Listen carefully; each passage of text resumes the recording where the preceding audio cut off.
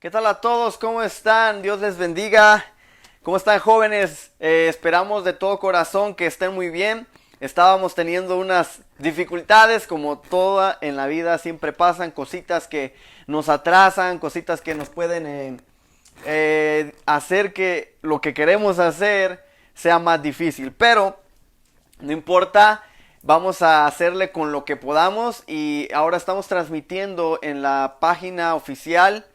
Eh, Solo que sin la aplicación que ocupamos para poder transmitir con las imágenes que pueden ser puestas en pantalla.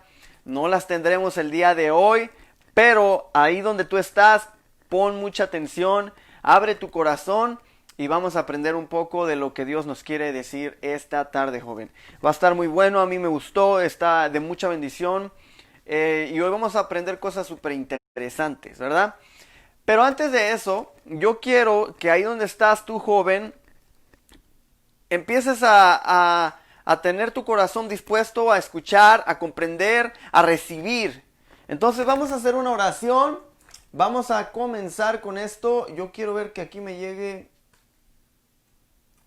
Espérenme un tantito para poder ver sus comentarios. Y ahí donde tú estás, quisiera que me comentaras si se escucha bien.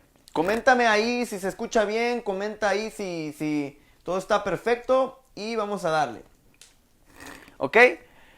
Vamos a empezar con una oración para que Dios nos ayude en esta tarde y vamos a orar. Ahí donde estás, agacha tu cabeza con respeto a Dios y vamos a hacer esto bien. ¿Ok? Así que oremos. Papá, te damos la gloria en el nombre de Jesús, te damos gracias porque nos has cuidado, nos has bendecido. Estamos con salud, gracias a que tú eres bueno, Señor. Muchos de nosotros, los jóvenes, trabajamos y tenemos ese trabajo que ha sido estable. Y te damos gracias porque tú nos sigues ayudando todos los días, Señor, de nuestra vida. Amado Rey, te pedimos en esta tarde que nos puedas ayudar a comprender tu palabra, que puedas ayudarme a mí, Padre Santo, a poder transmitir esto que tú me has dado, que me has enseñado. Y gracias por todo, papá. Gracias por todo, que tu Espíritu Santo nos hable en nuestro corazón. Te damos la gloria en el nombre de Jesús. Amén y amén.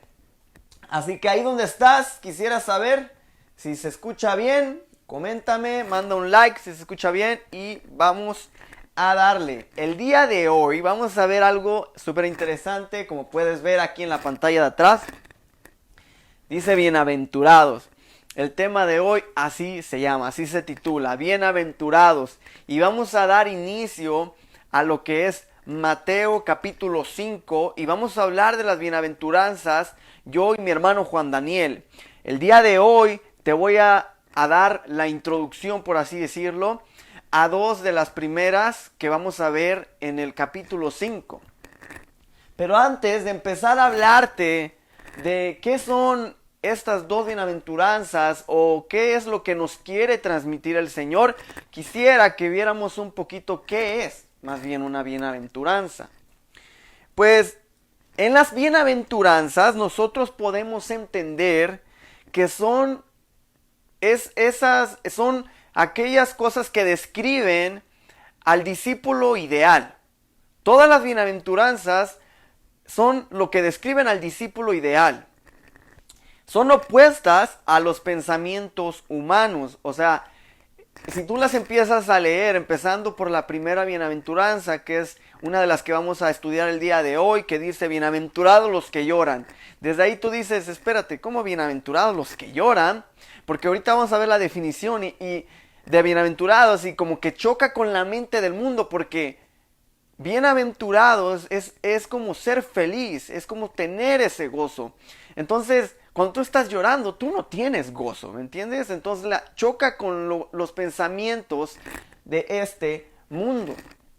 Porque en el mundo la gente piensa que ser feliz no es llorar. O sea, ser feliz es tener tus lujos, tener los autos, un trabajo estable donde ganes bien, tener todas las cosas que tú puedas desear en tu carne, ropa, zapatos, todas estas cosas son lo que la gente pudiera considerar como que esto realmente es felicidad, pero llorar no necesariamente. Entonces por eso chocan, son opuestas a los pensamientos del mundo. Fíjate que la palabra griega traducida como benditos o bienaventurados significa bienestar espiritual y prosperidad. Un bienestar espiritual, desde ahí ya nos estamos dando cuenta que ser bienaventurado tiene que ver más con lo espiritual que con lo material, que con lo terrenal, que con lo carnal. Entonces, todas estas bienaventuranzas van directo al corazón, directo al corazón.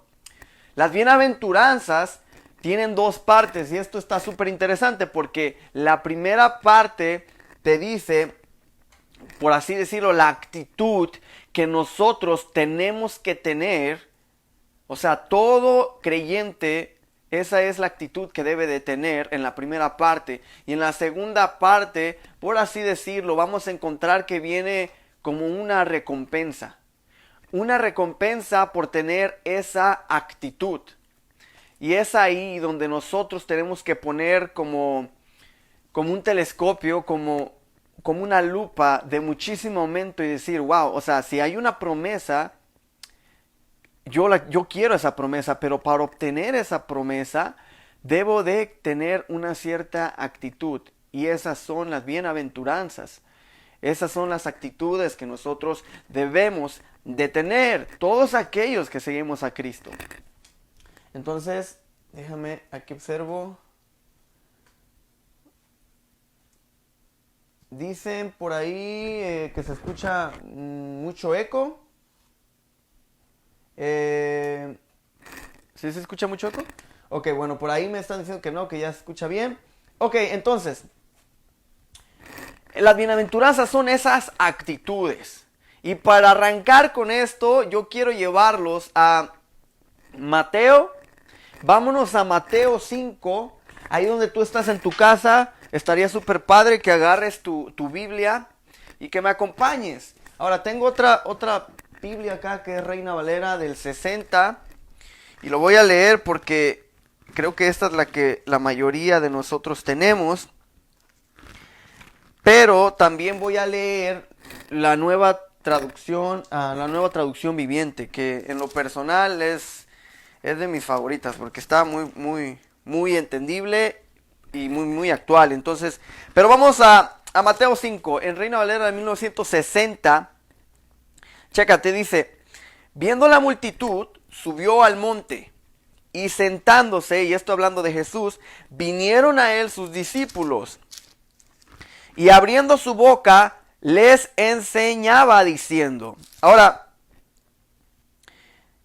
no sé cómo explicártelo, porque muchas veces vemos a Jesús, y tampoco quiero decir algo que no, pero muchas veces vemos las fotos o llegamos a ver videos, ¿verdad?, en representación de Jesús, ¿verdad? Y está explicándole, por así decirlo, a toda la gente, como dirigiéndose a toda la gente. Pero lo que yo leo aquí en mi Biblia es que vio la multitud. Claro que sí vio la multitud, había una multitud.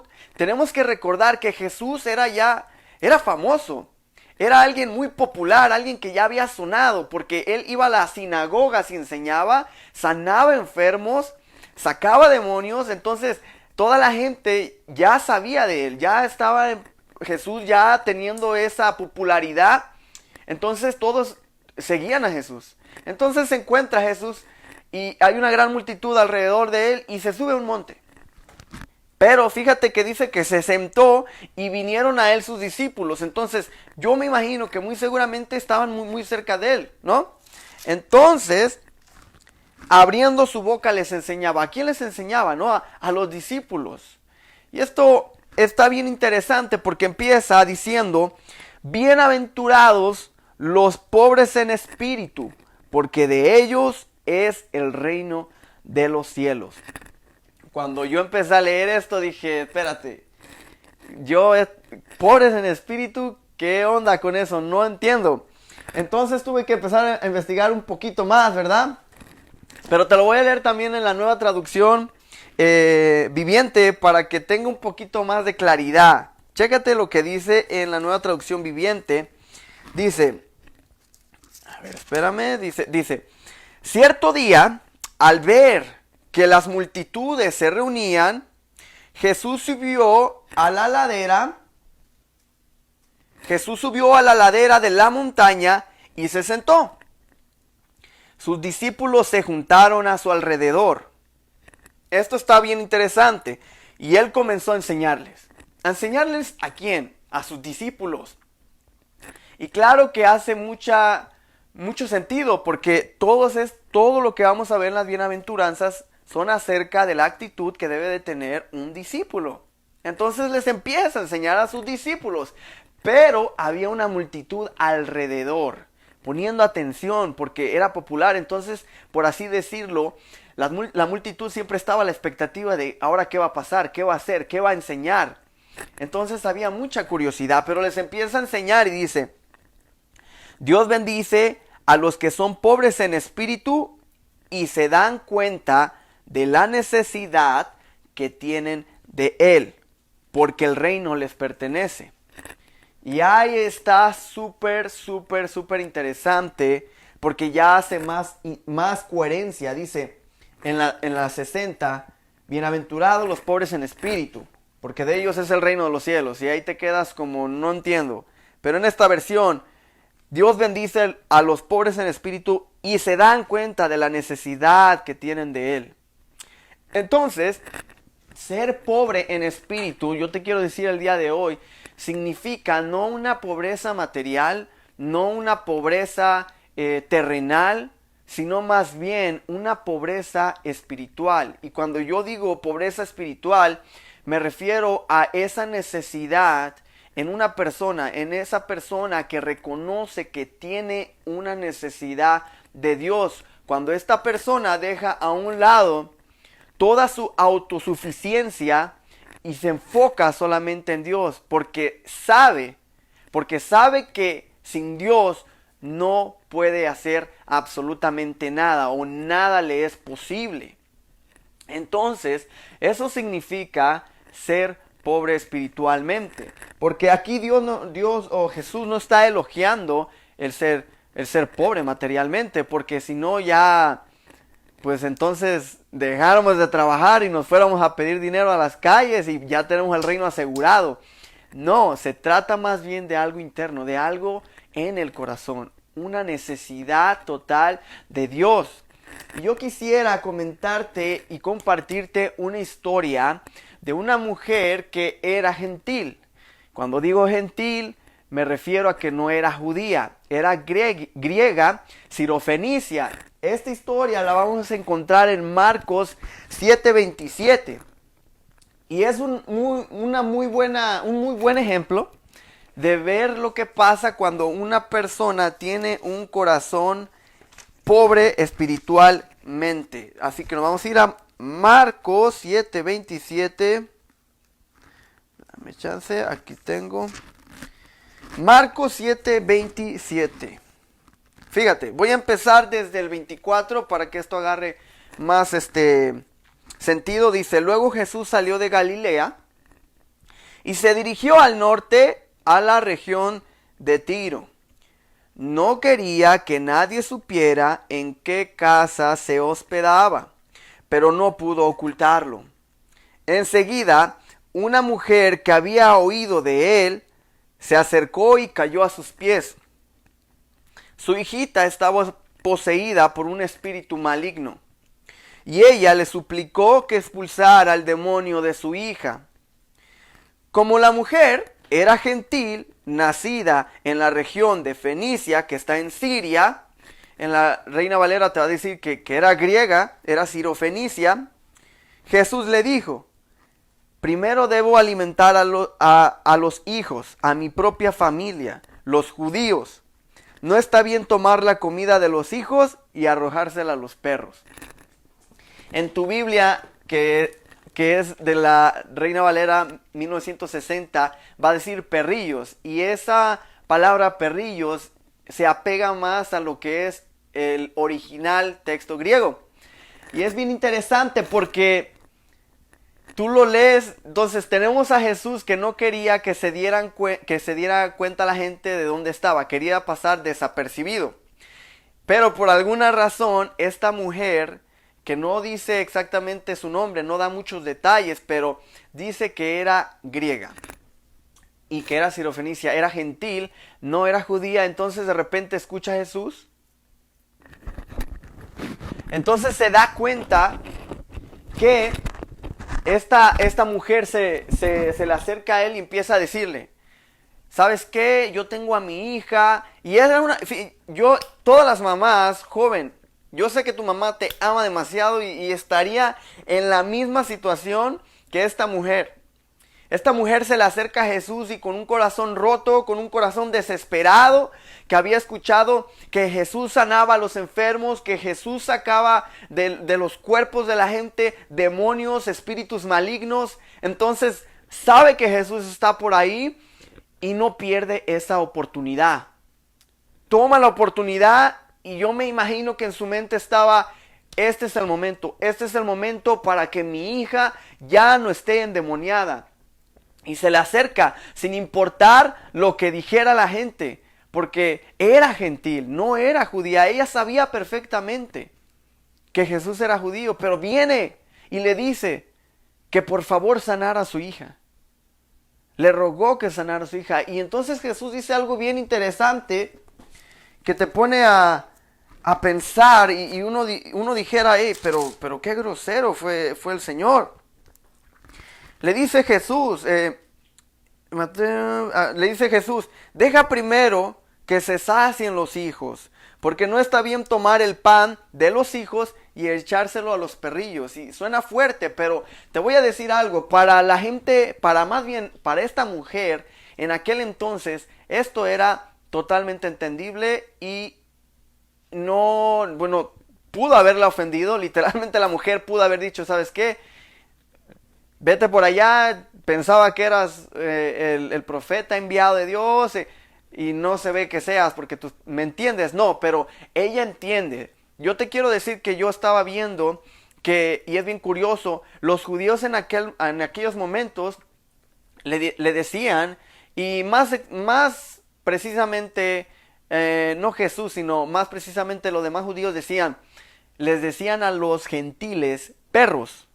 Y hay dos palabras en el griego que se ocupan. Una es perros, que se refiere a los animales que son callejeros, o sea, perros callejeros, o perrillos, que se refiere a los perros domésticos.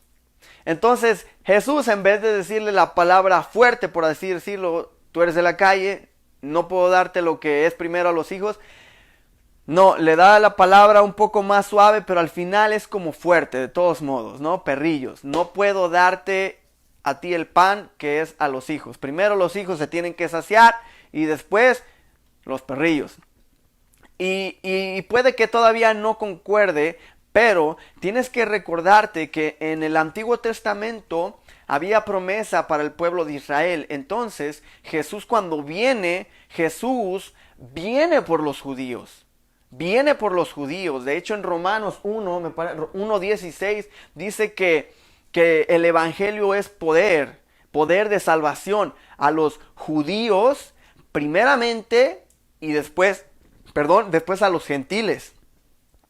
Entonces Jesús, había un orden, y esto lo pude entender más. Estaba viendo una prédica de Pastor Sugel Michelén y él decía: mira, esto es normal. En cualquier familia normal, tú puedes ver que primero se alimenta a los niños o todas las personas y después se alimenta a los animales que tengas.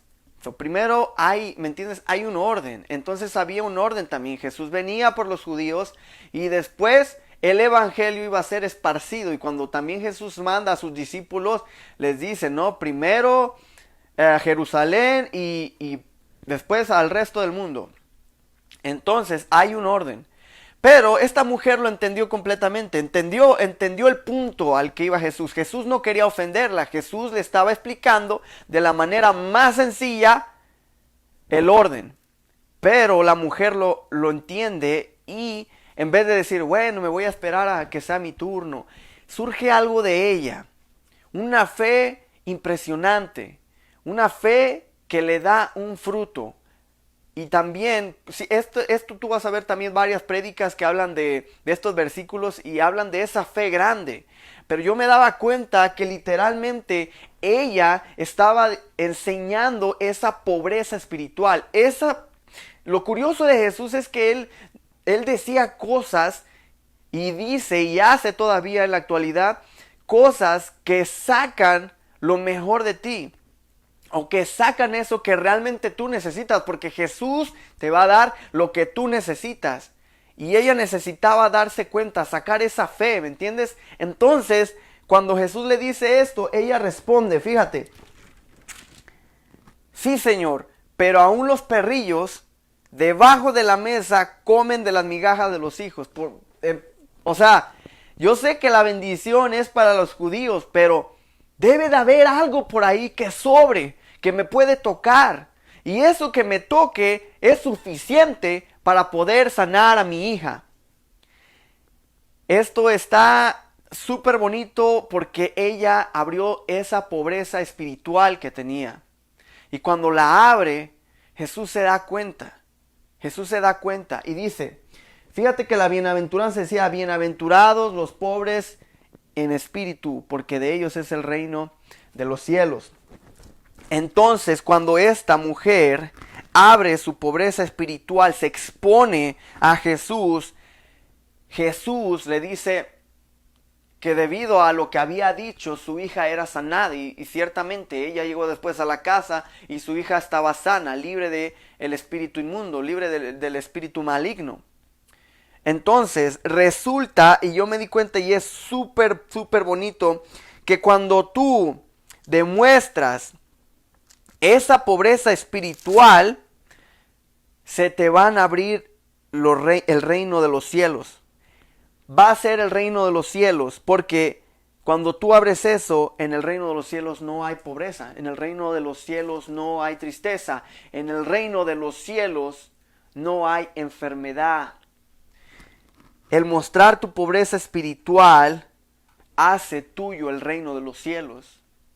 Es bien bonito porque esta mujer se dio cuenta, como lo estaba diciendo hace rato, que la pobreza espiritual es darse cuenta que tienes una necesidad de Jesús, que tú no puedes hacer las cosas solo. Y esta mujer tenía esa pobreza espiritual, se dio cuenta que solo Jesús era el único camino, que a pesar de que tenía que ir primero por los suyos, ella sabía que por ahí había algo que sobraba, que si llegaba a haber algo que sobrara, eso era suficiente para que su hija fuera sanada. Y entonces hizo suyo el reino de los cielos. Y porque en el reino de los cielos no hay enfermedad, su hija fue sanada. Es súper bonito, súper interesante. Eso es con la primera bienaventuranza. Ahora ya sabemos a qué se refiere la pobreza espiritual.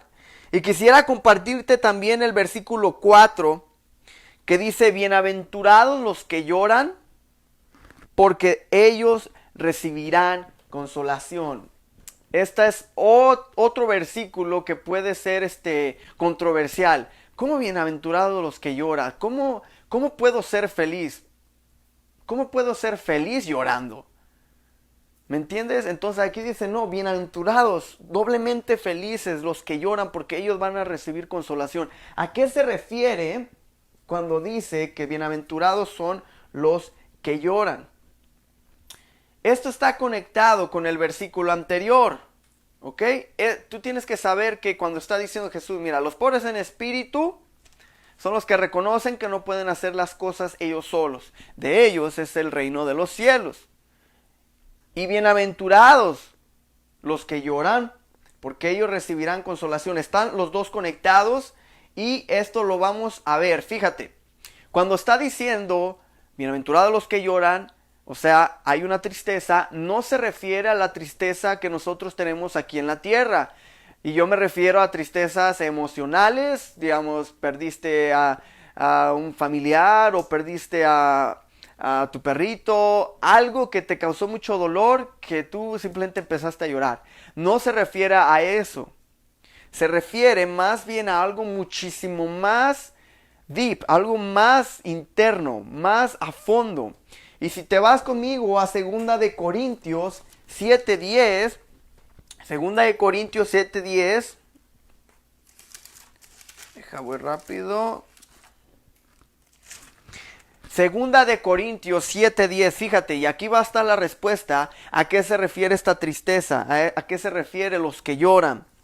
El 7:10 dice, porque la tristeza que es según Dios produce arrepentimiento para salvación, de que no hay que arrepentirse, pero la tristeza del mundo produce muerte. O sea, hay algo que te hace llorar, que te produce ese arrepentimiento que te da salvación. Y de esa no te tienes que arrepentir. Pero la tristeza del mundo produce muerte. Y entonces es aquí donde yo me quiero enfocar, ¿no? Que esta tristeza o los que están llorando, aquí Jesús está diciendo, bienaventurados estos que lloran. Y más bien, si lo quieres más explicado, bienaventurados los que lloran por arrepentimiento, porque ellos van a ser consolados. ¿Cómo tú puedes ser consolado cuando estás llorando por arrepentimiento? La palabra dice que si confiesas tus pecados, imagínate que estás llorando porque dices, Señor, cometí este pecado, me siento súper mal, me arrepiento. Y lloras y te quebrantas porque dices, no puedo creer que iba tan bien, ¿no? Que estaba viviendo súper bien en santidad, pero tuve este tropiezo y te sientes mal y vienes arrepentido al Señor, vienes llorando. Pero dice la Biblia, bienaventurado eres, porque vas a recibir perdón, vas a ser consolado. A eso se refiere. Ese tipo de tristeza espiritual es de la que no te debes de arrepentir, porque eso te produce salvación. Gloria sea al Señor, ¿me entiendes? Más se refiere a este tipo de personas que no conocen del Señor, ¿verdad? Y vienen y se arrepienten y hay un cambio. Y les decía Jesús a sus discípulos, ¿saben qué?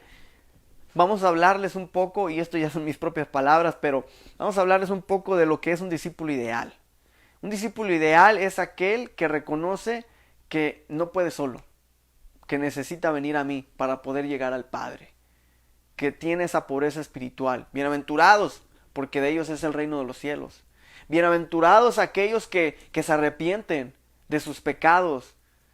Bienaventurados los que lloran, porque ellos recibirán consolación. Porque, ¿cómo recibes la consolación? Porque yo sé que yo los puedo perdonar. Yo voy a morir por ustedes, para rescatarlos, para darles ese alivio espiritual. Y vamos a ver rápido un ejemplo. Si me quieres acompañar, esto lo vamos a ver perdón, aquí lo tengo. Vamos a explicar acerca de Pedro y Judas en Mateo. Chécatelo. Aquí lo tengo. Y quiero que pongas mucha atención. Mateo 26. Mateo 26 nos da un ejemplo de esta actitud, de arrepentimiento, de esta actitud de una persona que llora, pero que recibe consolación.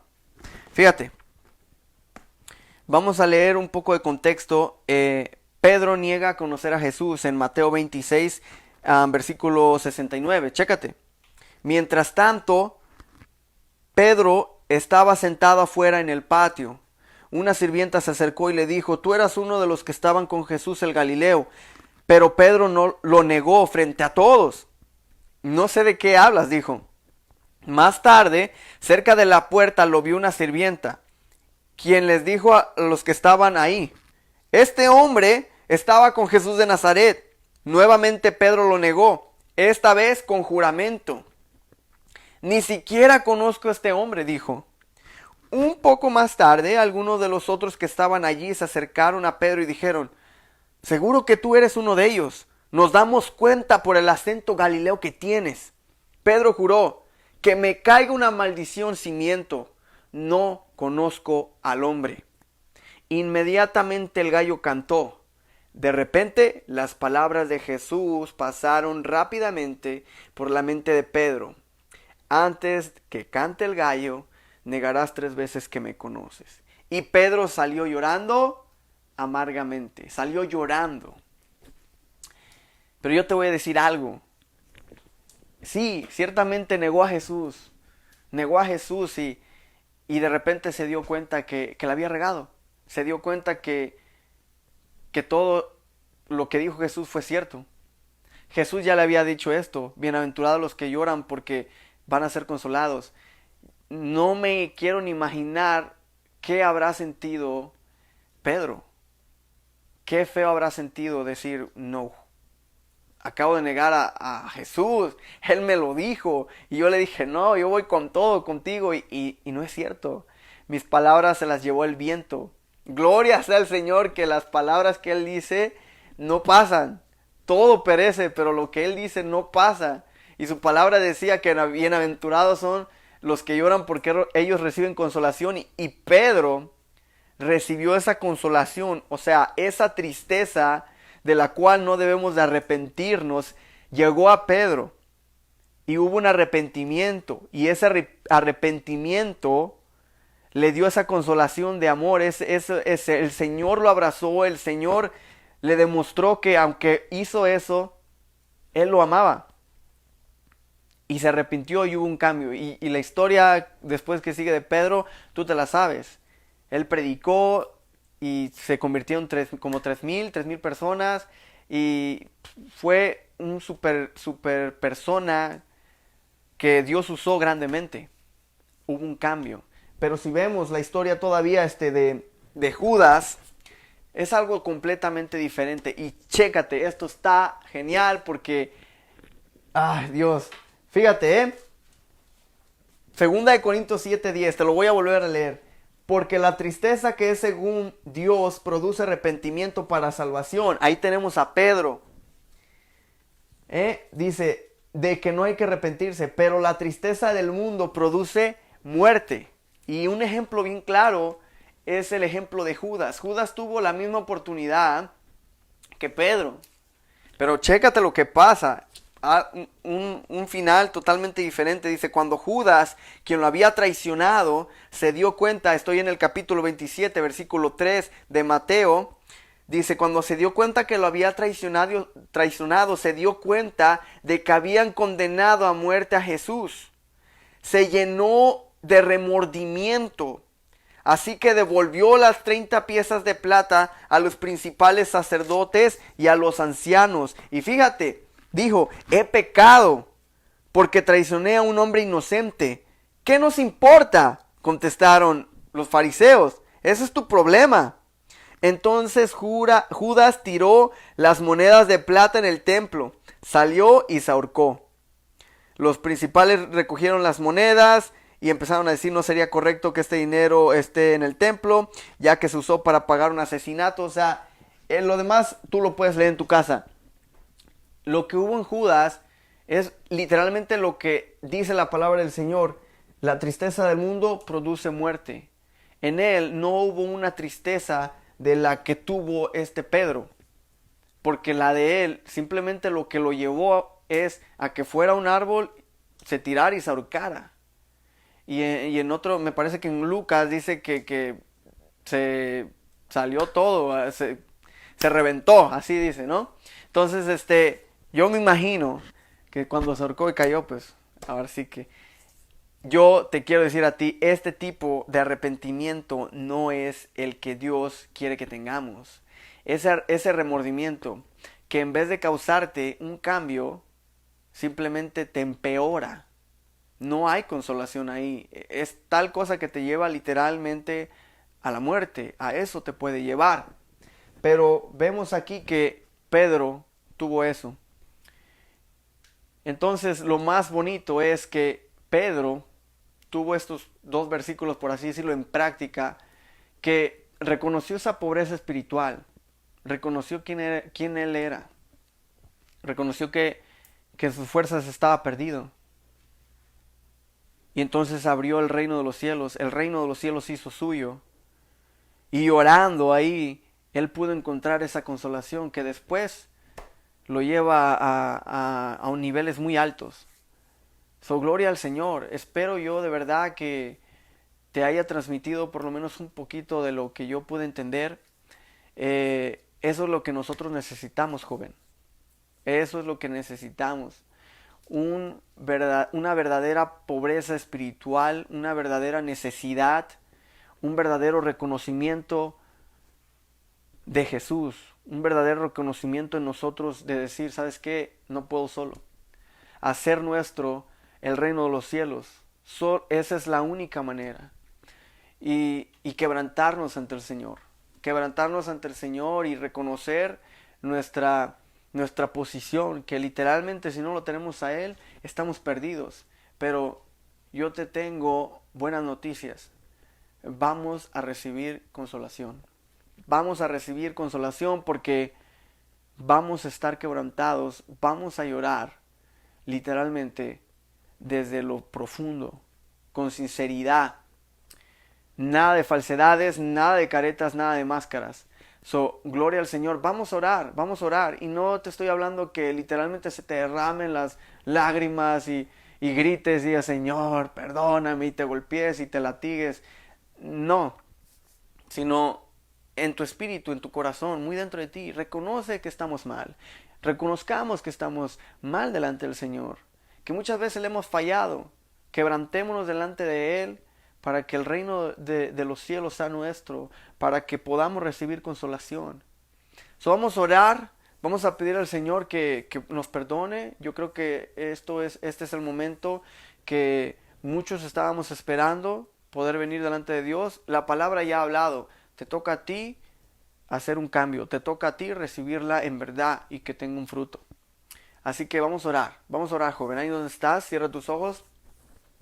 Padre Santo, te damos la gloria en esta noche. Amado Rey, te pedimos, papá, de todo corazón que hemos fallado. Te pedimos perdón, papá. Perdónanos nuestra falta de interés. Perdónanos que siempre queremos hacer las cosas a nuestra manera, pero tú solamente eres el único que merece la gloria. Reconocemos nuestra posición delante de ti, papá. No somos dignos de venir delante de ti, pero te pedimos que nos perdones, que nos santifiques, que nos purifiques, que nos laves de toda maldad, que nos hagas, Señor, de nuevo. Padre, por favor, te pedimos en el nombre de Jesús que nos perdones, que tu Espíritu Santo habite en nosotros, que no sea parte. De ahora en adelante, papá, te pedimos que nos ayudes, papá, como siempre lo has hecho. Que nos recuerdes cuando vamos a cometer algún pecado, que nos recuerdes cuando vamos a tropezar, que nos digas que tú estás ahí para ayudarnos a no caer. Que tu Espíritu Santo nos redarguya a tal punto de que no pequemos. Líbranos de las tentaciones. Venga tu reino, Señor. Venga tu reino, Señor. Que tu voluntad se haga en nuestros corazones así como se hace allá en el cielo. Venga tu reino, papá. Líbranos, Señor, de esas tentaciones. Líbranos. No nos hagas caer, Señor, en esa tentación. Ayúdanos. Te damos la gloria, papá. Te damos la honra. Te damos gracias porque sabemos que tú nos has limpiado, perdonado, santificado, Señor. Gracias, Señor, te damos, Padre, porque tú enviaste a tu Hijo y podemos tener esta gran oportunidad, esta gran oferta que tú nos das todos los días y nos dices, ¿sabes qué, Hijo? Yo te puedo dar felicidad, real felicidad. Solamente ven a mí. Gracias, Padre, porque tú siempre nos dices cuánto nos amas por el hecho de simplemente abrir nuestros ojos. Te damos gloria, Padre. Padre Santo, en esta tarde yo bendigo a cada joven, Señor. Yo te pido que por favor, Padre, los acompañes, Señor, en estos días difíciles. Que los ayudes, Señor, a crecer espiritualmente, Padre Santo. En tus manos estamos. Bendice la vida de cada joven, Padre Santo. Te damos la gloria. En el nombre de Jesús. Amén, amén y amén.